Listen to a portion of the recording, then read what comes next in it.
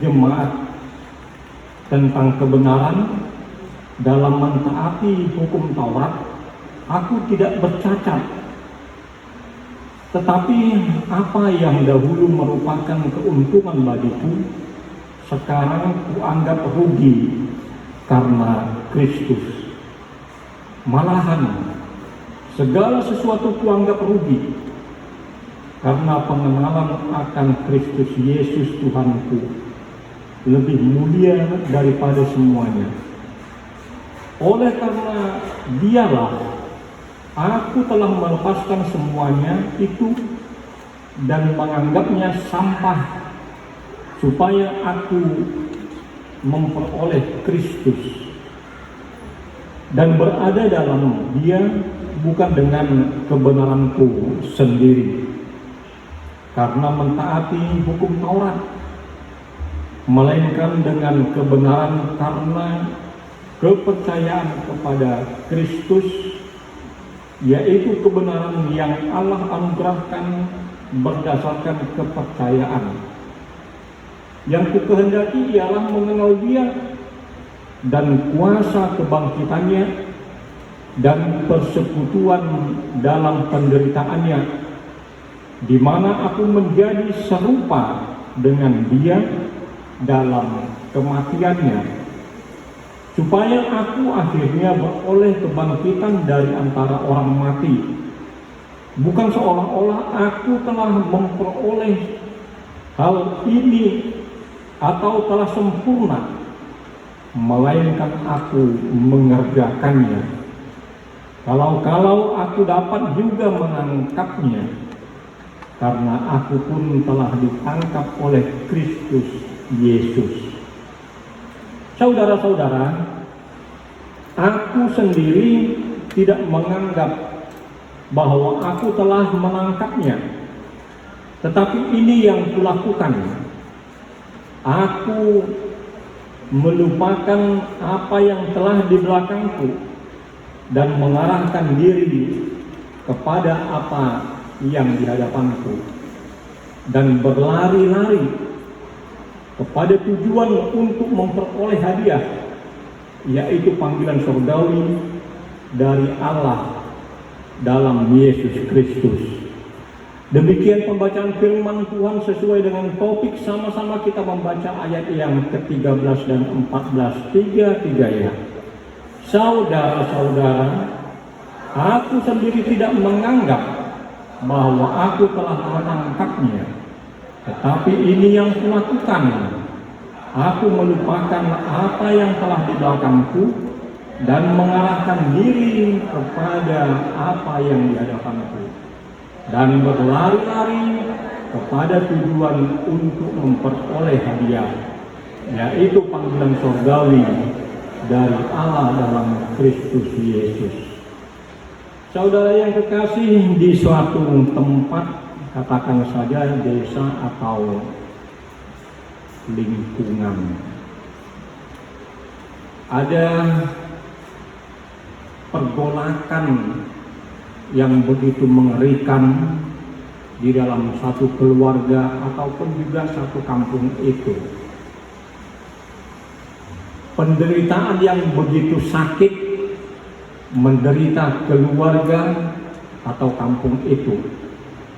Semua anaknya yang sudah lulus SMA mau menuju ke perguruan tinggi, kalau tidak mati sakit-sakitan.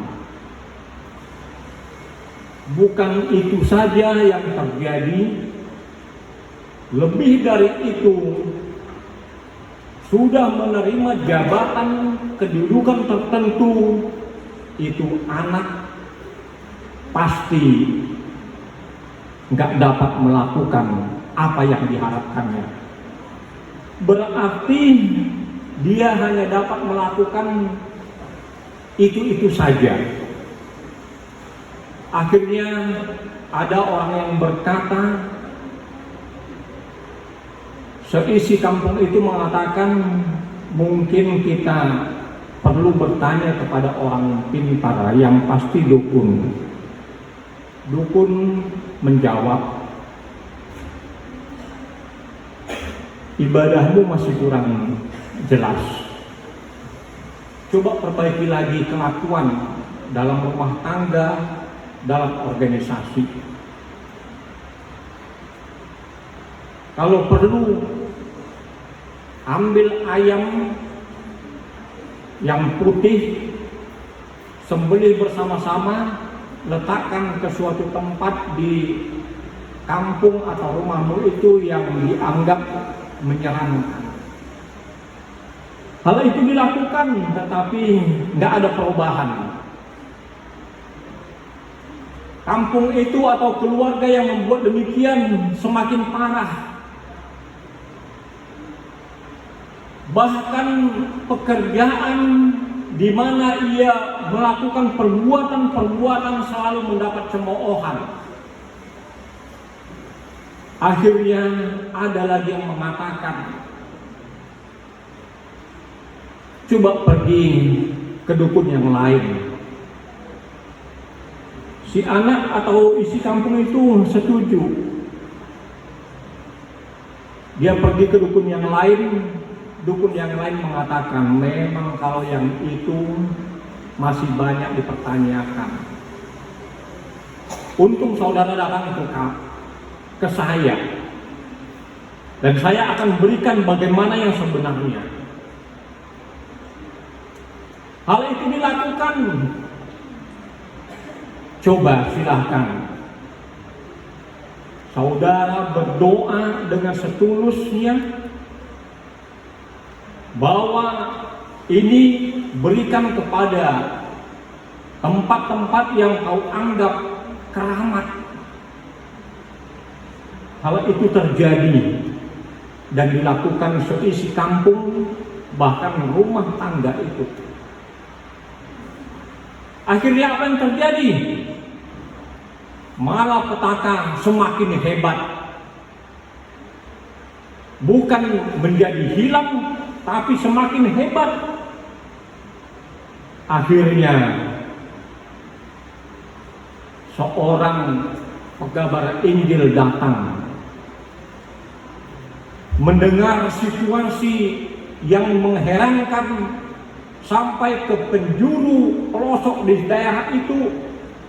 Ketahuan bahwa di desa tertentu melakukan korban persembahan, tetapi itu tidak menghabiskan, tidak menghentikan malapetaka yang terjadi. Seorang hamba Tuhan datang mengatakan,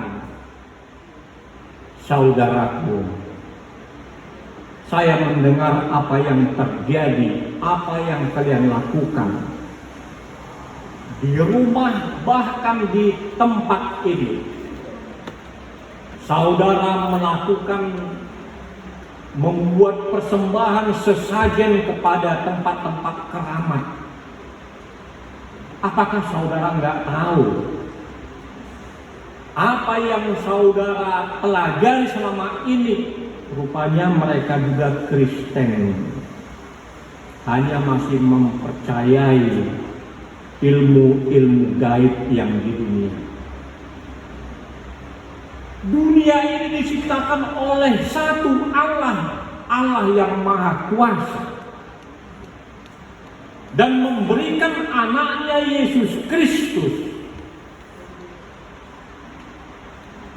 Allah yang menjadi manusia, Firman yang menjadi manusia. Itulah yang berkuasa tentang makhluk yang diciptakan. Allah Firman yang menjadi manusia, itulah yang mati di kayu salib dan naik ke surga, menyuruh rohnya ke dunia ini untuk mengajar, mendidik, agar saudara mengerti. Sekarang camkanlah apa yang saudara perbuat di kampung, di rumah saudara. Kalau saudara berkata atau bertanya kepada dukun yang satu dan dukun yang lain, ini akan selesai, malapetaka akan selesai. Kenyataan apa yang terjadi. Saudara tahu dukun yang satu dan dukun yang lain itu adalah ciptaan Tuhan. Kenapa saudara harus bertanya kepada ciptaan Tuhan? Sama-sama ciptaan Tuhan, nggak beda saudara dengan saya. Nggak beda kita dengan yang lain, sama-sama saja. Lain dengan ilmu pengetahuan.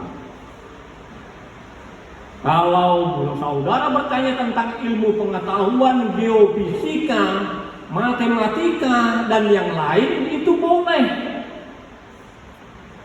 Allah kita itu Allah yang esa, Allah Tritunggal.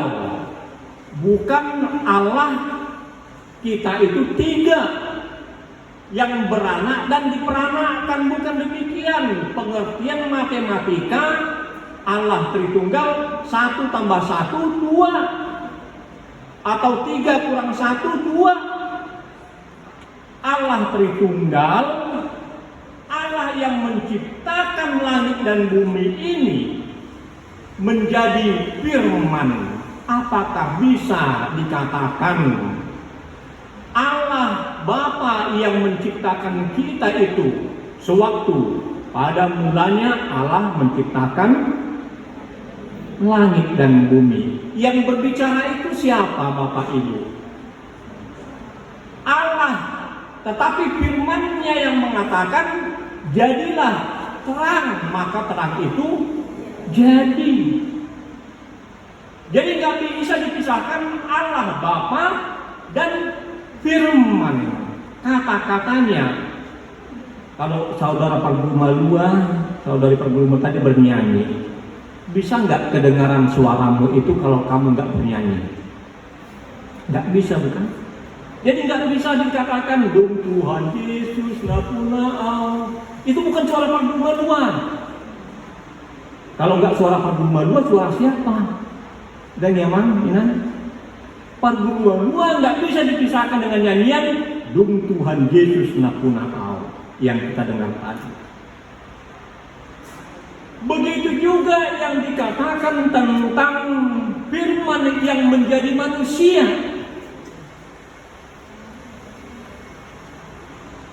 Allah yang menjadi manusia, yang turun dari surga menjadi manusia, yaitu Yesus.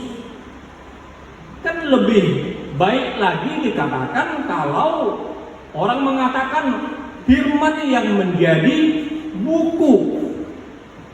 Firman yang menjadi buku apa? Skriptura. Ini kan kita baca. Allah menjadi buku. Kalau Allah bisa menjadi buku, ditulis di buku.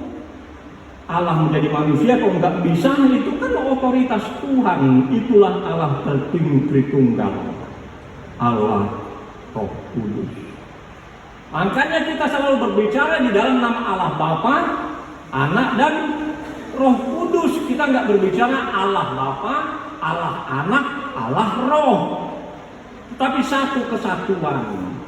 Ini yang dikatakan Rasul Paulus kepada jemaat Filipi yang menerima goncangan ajaran sesat. Aku adalah orang Farisi, kita harus memenuhi hukum Taurat. Rasul Paulus jelas mengatakan dengan tegas siapa sebenarnya Rasul Paulus yang pada saat ini dipakai Tuhan berbicara kepada kita. Ayat yang keempat bagian B, jika ada orang lain menyangka dapat menaruh percaya, sama-sama kita membaca 3 ya. Jika ada orang lain menyangka dapat menaruh percaya pada hal-hal lahiriah, aku lebih. Ayat kelima, disunat pada hari ke-8 dari bangsa Israel, dari suku Benjamin, orang Ibrani asli, tentang pendirian terhadap hukum Taurat. Aku orang Farisi. Ayat yang ke-6, tentang kegiatan aku penganiaya jemaat, tentang kebenaran dalam menaati hukum Taurat, aku tidak bercacat. Inilah kepribadian dari Paulus. Dia lebih dari ahli Taurat, Farisi dan Sadusi. Jelas ke-12 suku bangsa Israel, Ruben, Benyamin, dan yang lain-lain. Ruben, Simeon, Levi, Yehuda, dan Naftali, Benjamin. Paulus salah satu dari suku itu.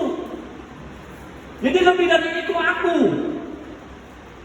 Disunat pada hari yang ke-8.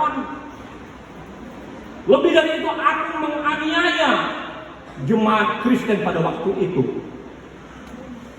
Dalam bahasa Batak dikatakan garando maralohon kuriai. Jadi saudara terkasih, dikatakan Rasul Paulus kepada ajaran sesat banyak itu, udahlah, jangan banyak ngomong kau. Kalau dari pikiran manusiawi, aku lebih dari kamu. Tetapi semuanya itu kutinggalkan. Penganiayaan terhadap jemaat itu kutinggalkan. Tentang hukum Taurat itu bukan aku mau mengubah, bukan. Dan itu yang dikatakan Yesus. Satu titik pun, satu iota, aku nggak berhak untuk menghapus hukum Taurat. Tetapi aku mau menyempurnakan. Itu yang dikatakan Yesus kepada orang Farisi, Sadusi, dan ahli Taurat. Kalau engkau betul anak Allah, kenapa kau menyembuhkan orang pada hari Sabat? Hei orang munafik, siapa di antara kamu yang tidak melepaskan keledainya pada hari Sabat bila keledaimu itu terjerumus? Ini adalah anak Abraham yang telah terikat oleh dosanya, oleh penyakitnya selama 18 tahun. Sekarang bangkitlah, dosamu telah diampuni. Itu dikatakan Yesus. Jadi kalau dikatakan Yesus menista agama Yahudi pada waktu itu, memang terjadi. Yesus dihukum mati oleh Farisi, Sadusi, dan imam pada waktu itu. Tetapi penistaan agama yang terjadi pada saat itu bukan berarti Yesus harus mundur. Dan nobalga anak somang sian hidup somang. Gak ada yang lebih besar tuan dengan hambanya. Hamba dengan tuannya. Yang namanya tuan itu harus dihormati. Hamba itu mau menghormati orang tuanya, menghormati tuannya. Kalau Yesus dihina, dihujat, diludahi pada waktu itu, kita masih belum apa-apa, saudara terkasih. Kalau gereja pada zaman dulu itu dianiaya, bahkan didirikan oleh Kaisar Nero pada waktu itu, menara untuk membunuh semua orang Kristen yang nggak mau menyangkal Yesus sepanjang 3 meter. Bayangkan saudara terkasih, menara tajam, pisau tajam untuk membunuh orang Kristen yang tidak mau menyangkal Yesus. Hal ini dilakukan oleh Polikarpus. Polikarpus itu adalah murid dari Yohanes Rasul. Dia mengatakan kepada Kaisar, lebih bagus aku mati dalam Kristus daripada aku hidup bersama engkau. Aku nggak takut. Itu terjadi kepada Polikarpus, murid Rasul Yohanes. Lebih bagus aku mati sehingga Polikarpus diletakkan di bawah menara pisau sepanjang 3 meter, bersama kawan-kawannya diturunkan terpisah kepala dan tubuhnya Samurma Rawan. Saat ini masih belum apa-apa, terlebih di Sumatera Utara. Kalaupun ada pembakaran gereja di Bekasi, penyegelan gereja, itu masih belum apa-apa dibandingkan saudara kita yang lain. Hal itulah saudara yang kita syukuri saat ini. Sehingga orang tadi yang menyembah, memberikan persembahan kepada berhala, kepada daerah-daerah keramat, syukur Amang Pendeta datang kepada kami memberikan pencerahan. Baiklah kita berdoa kepada Tuhan seperti yang Amang katakan, supaya dosa-dosa kita diampuni. Jadi bukan tugu nenek moyang, bukan daerah-daerah keramat yang perlu kita takuti, tetapi Tuhan Allah Bapa di sorga yang memberikan nafas kehidupan yang kita takuti. Akhirnya seisi kampung dan rumah tangga itu mengatakan, "Dan ulau nami de mamele manukun tudetu honama panukunan nami." Hamba Tuhan, pendeta yang melayani saat itu yang memberikan pencerahan, "Terima kasih Amang, karena kau berikan kami, kau bawa, kau tuntun kami ke jalan yang benar." Doa kepada Allah Bapa di surga itu yang menyelamatkan kami. Akhirnya apa yang dikatakan oleh pendeta diakui oleh warga setempat yang memberikan persembahan kepada tempat-tempat keramat, sehingga kampung itu mendapat sukacita. Anak boleh sekolah tinggi, mencapai kedudukan yang diharapkan, karena Tuhan adalah sumber dari segala-galanya. Inilah yang dikatakan Rasul Paulus. Sekali lagi kita baca ayat yang ke-13 dan 14, 3-3-nya. "Saudara-saudara, aku sendiri tidak menganggap bahwa aku telah menangkapnya, tetapi ini yang kukatakan, aku melupakan apa yang telah di belakangku dan mengarahkan diri kepada yang di hadapanku, dan berlari kepada tujuan untuk memperoleh hadiah, yaitu panggilan surgawi dari Allah dalam Kristus Yesus." Ini jelas dikatakan Rasul Paulus. Paulus gak mengingat bagaimana perbuatannya yang menganiaya jemaat pada waktu itu. Dia mengingat bagaimana masa depannya yang akan dicari, yang dilomba. Saudara yang kekasih HKBP Wahidin Baru dan saudara-saudara kami yang hadir pada saat ini, kita punya masalah masing-masing. Seperti pepatah nenek moyang kita, bangsa yang tidak mengenal sejarah adalah bangsa yang suram. Kita semua punya sejarah masing-masing, pribadi lepas pribadi. Kalau memang itu bagus ya baik, kita ulangi lagi. Tapi kalau nggak bagus itu kita tinggalkan saja. Idun dari Paulus hutundal horma akan dipuliki. Aku meninggalkan apa yang di belakangku. Aku akan mengarahkan pandanganku ke depan. Masa depan yang jauh, kita nggak tahu kapan kita dipanggil Tuhan. Sehari 2 hari kita nggak tahu. Oleh karena itu kita persiapkan saja bekerja apa adanya, bukan ada apanya. Apa adanya saja kerja. Sebagai anak kita beribadah kepada orang tua. Sebagai orang tua Kita berikan tanggung jawab kepada anak-anakku. Aku hanya dapat memberikan ini kepadamu. Pakailah dengan sepuas-puasnya.